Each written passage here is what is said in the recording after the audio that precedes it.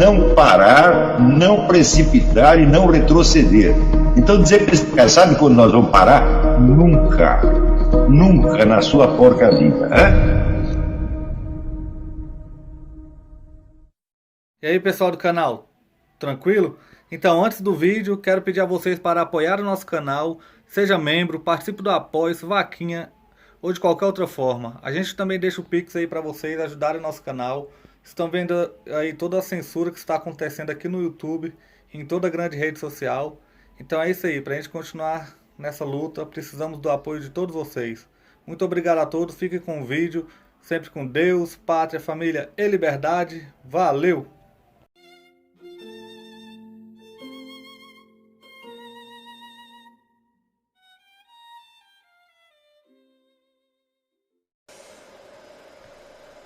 Se com o que eu disse até agora vocês entenderam que esse negócio de guerra ideológica não existe, só existe guerra cultural, vocês entendem que o problema é muito maior do que parece à primeira vista.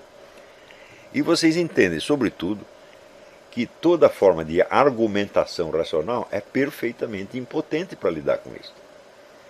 Porque nós não estamos falando de fenômenos da esfera puramente ideológica, de ideias, mas nós estamos falando de fenômenos da ordem psicológica profunda. Não é isso? Suponha que o indivíduo chegasse à conclusão de que todo o marxismo está errado. O indivíduo proveniente deste meio chegasse à conclusão de que todo o marxismo está errado. Com muita probabilidade, ele buscaria um novo discurso revolucionário para substituir o marxismo. Isso aconteceu, por exemplo, no caso dos teóricos da nova era, da revolução sexual, etc, etc. Vocês viram, por exemplo, quando surge a ideia da revolução sexual, que surge com Wilhelm Reich, na Alemanha, nos anos 20, o Wilhelm Reich é imediatamente rechaçado pelo meio comunista. Porque eles tinham sido educados na base de que a força determinante da história é o conflito entre interesses de classe. E de repente vem um sujeito e propõe que o que existe por trás ou por baixo deste conflito é um conflito ainda mais básico, mais profundo, entre energias orgânicas. Então, ele viu o sexo não apenas como um desejo pessoal, mas como uma energia, uma espécie de uma força física, tá certo? Que lutava para se expandir, tá certo? Para se manifestar, e que se encontrava travada por leis, normas, regulamentos e hábitos opostos, tá certo? Em suma, você tinha por um lado um sistema do prazer e por outro lado um sistema da repugnância.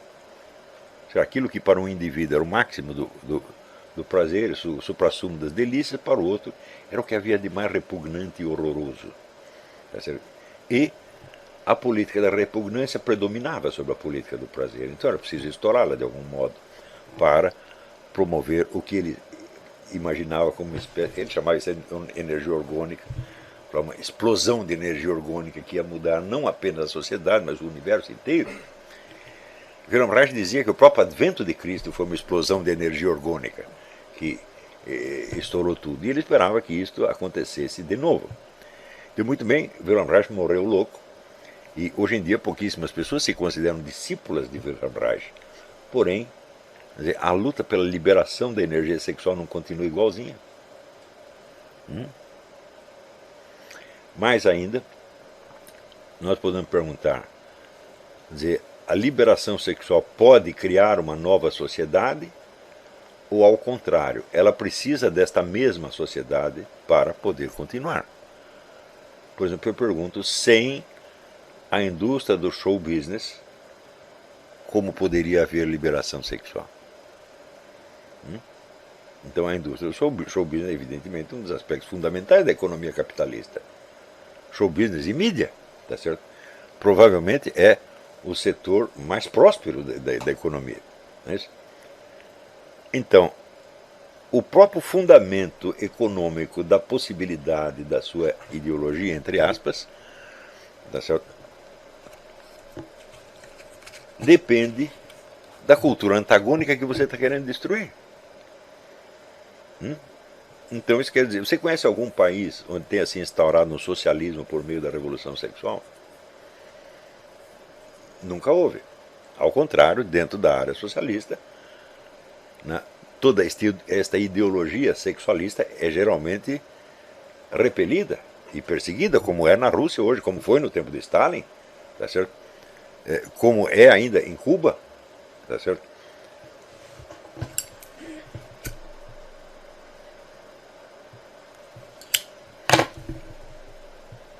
E, no entanto, você vê que hoje você tem inúmeras pessoas no parlamento, nas universidades, na mídia, acreditando que a liberação sexual, quer dizer, a busca do prazer, é um interesse humano que está intrinsecamente vinculado aos interesses dos pobres e oprimidos.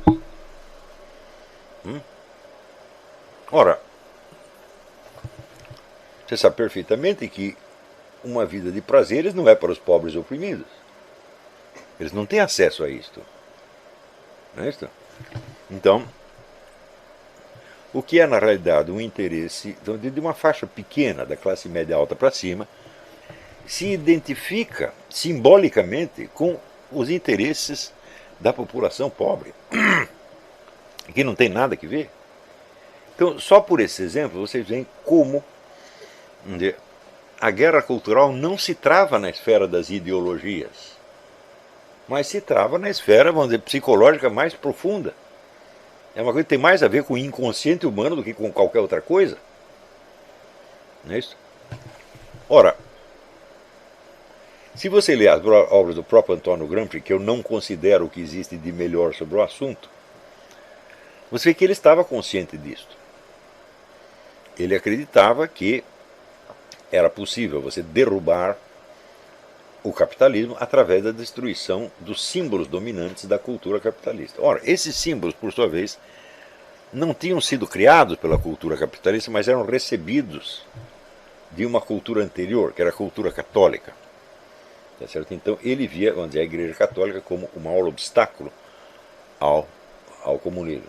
Isto mesmo em países que não eram católicos, como por exemplo os Estados Unidos. Por quê?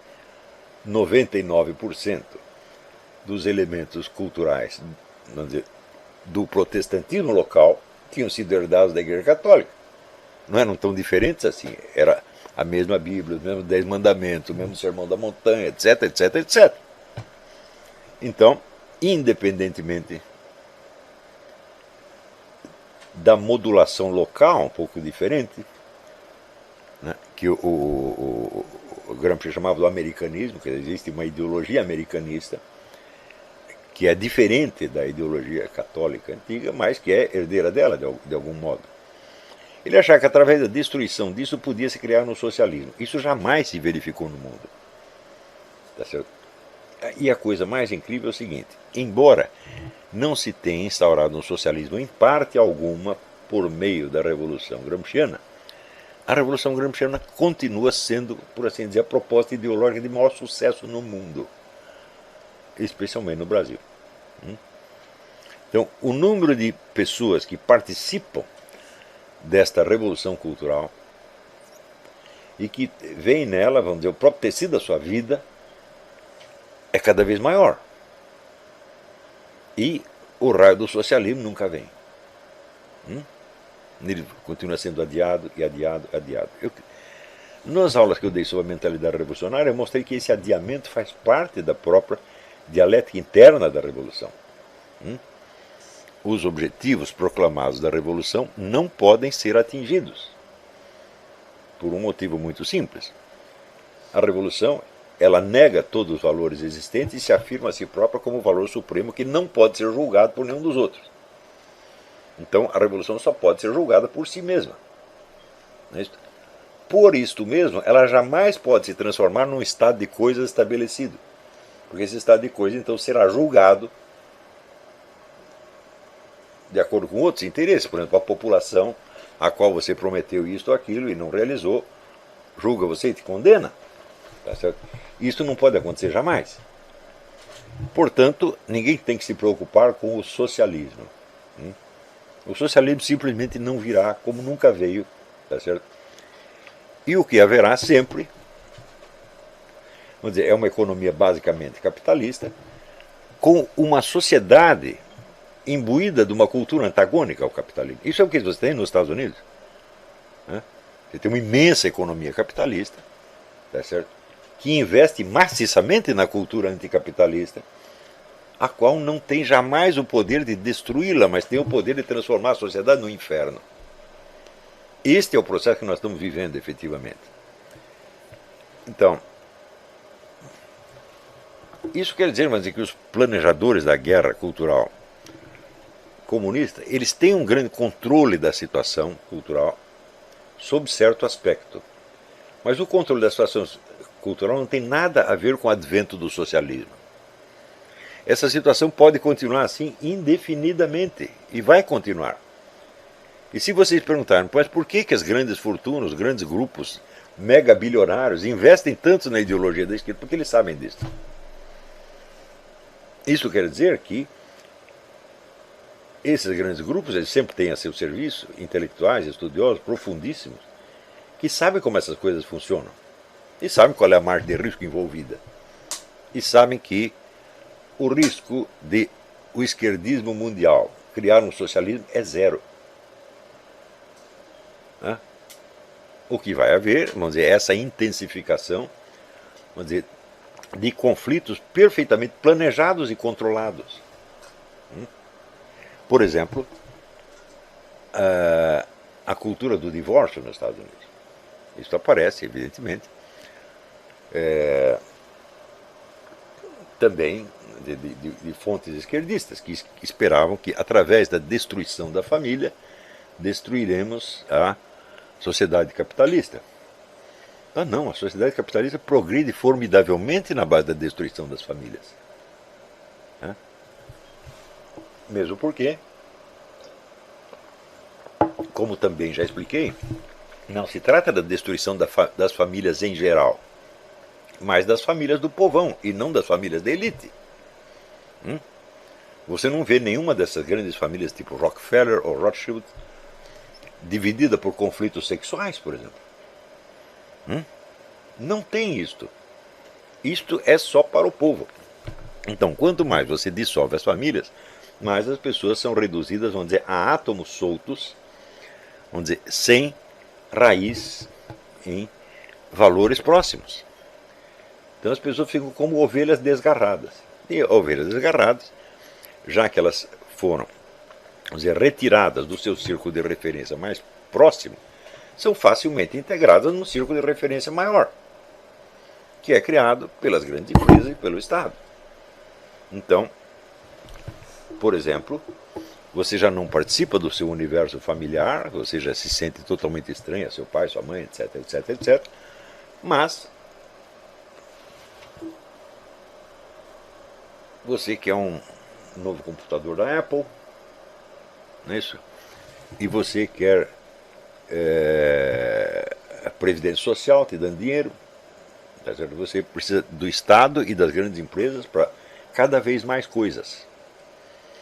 Você vê que se tornou comum na sociedade capitalista avançada a ideia de eliminar todos os controles locais e parciais e substituir por controles gerais.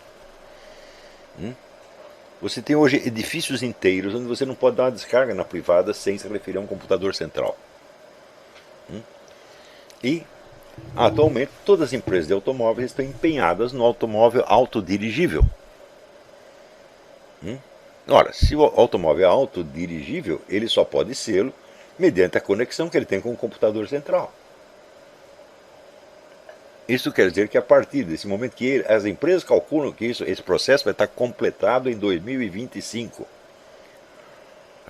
Ninguém mais vai ter um carro que ele mesmo dirige, todos terão carros autodirigíveis e todos estarão conectados a um computador central que funciona exatamente como o GPS. Localiza onde você está, para onde você está indo e passa as instruções para o automóvel conforme o endereço onde você pretenda ir. Isso quer dizer que este computador saberá onde todo mundo está indo, a que horas e fazer o quê. Então, isto é um caso, vamos dizer, de controle estatal monstruoso. Implantado pelo quê? Pelo socialismo? Não, pelo capitalismo. Não é isso? Então, e este é outro aspecto que complica as coisas. Nós estamos numa sociedade que é maciçamente afetada pelos progressos da tecnologia. A tecnologia determina praticamente o curso das nossas vidas. E esses progressos são cada vez mais acelerados, mais imprevisíveis e mais incontroláveis. Não é isso? Então, por exemplo, uns anos atrás, eu disse que em breve estariam instalando chips em todas as pessoas. Evidentemente todo mundo pensou que essa é a teoria da conspiração. Eu falei, não, isso já está sendo feito. Né? No Canadá já começou, na Austrália já começou. Tá certo? E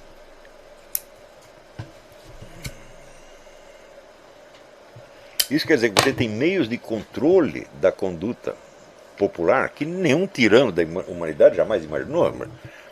Vê se Gengis Khan, ou Átila Uno, ou o Júlio César podiam pensar nessa coisa. Quer dizer, eu vou controlar o que todo mundo está fazendo. Eu sei o que eles estão pensando, o que eles conversaram em casa, para onde eles vão. Eles nunca sonharam com uma coisa dessa. Napoleão Bonaparte nunca sonhou. Lenin nunca sonhou com isso. Não é isso? E, no entanto, isso está sendo construído na nossa frente por meios capitalistas. Portanto, você vê que a própria oposição de capitalismo e socialismo ela já não expressa a realidade do que está se passando. O que você tem é efetivamente, vamos dizer, uma guerra cultural. E nessa guerra cultural, os inimigos não se definem por linhas de diferenciação ideológicas, mas pela quantidade de controle que eles podem ter nas suas mãos. E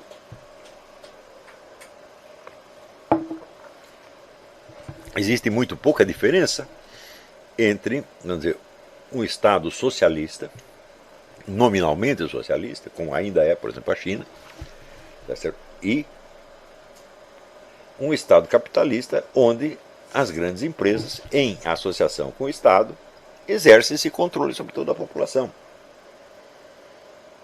Então, se você perguntar, vamos dizer, qual é a guerra cultural que está realmente havendo?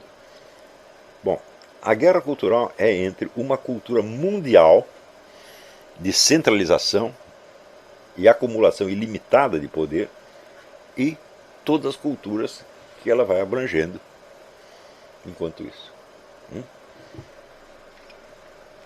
Então, a única maneira de você escapar um pouco de dentro dessa dominação, vamos dizer, eu não me venho com a imagem da Matrix, né?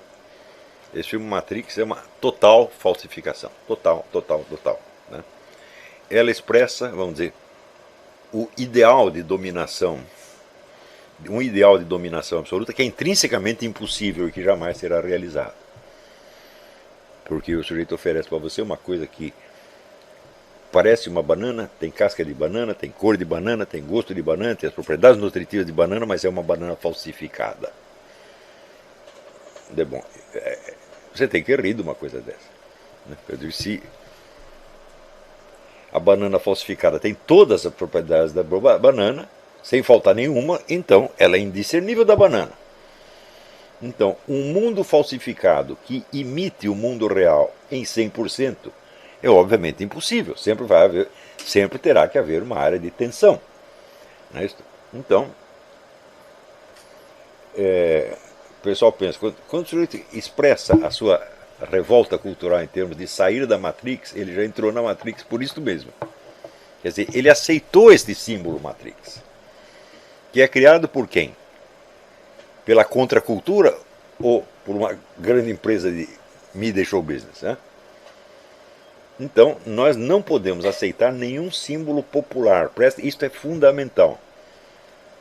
Nós temos que nos ater à descrição científica do estado de coisas. O mais objetivo possível, o que implica, evidentemente, um prévio trabalho de autoexame profundo no qual você se conscientize das forças culturais que plasmaram a sua personalidade inteira. A partir do momento que você começa a fazer isso, então a sua liberdade, o seu poder de dizer sim ou não, o seu poder de escolha, começa a interferir um pouco no conjunto. E você tem alguma margem de manobra. Ou seja, da criação da sua personalidade, você passa a ser uma das forças componentes. E você pode, com um pouco de esforço, até se tornar a principal. Mas se livrar da influência externa, você não vai livrar jamais. Aliás, nem precisa. Tá certo?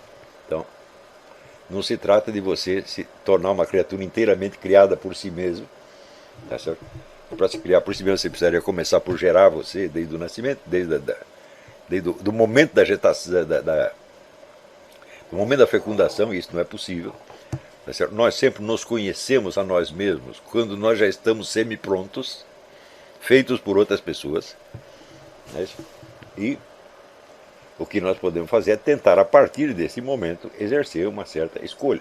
Ora, a escolha, por sua vez, é baseada em valores. E de onde você tirou esses valores? Em geral, é da própria cultura que te formou. E só existe uma única maneira de você superar isso aí. É você transcender os limites da sua cultura, ampliando o seu horizonte, para abranger não somente outras culturas no sentido geográfico, mas no sentido temporal.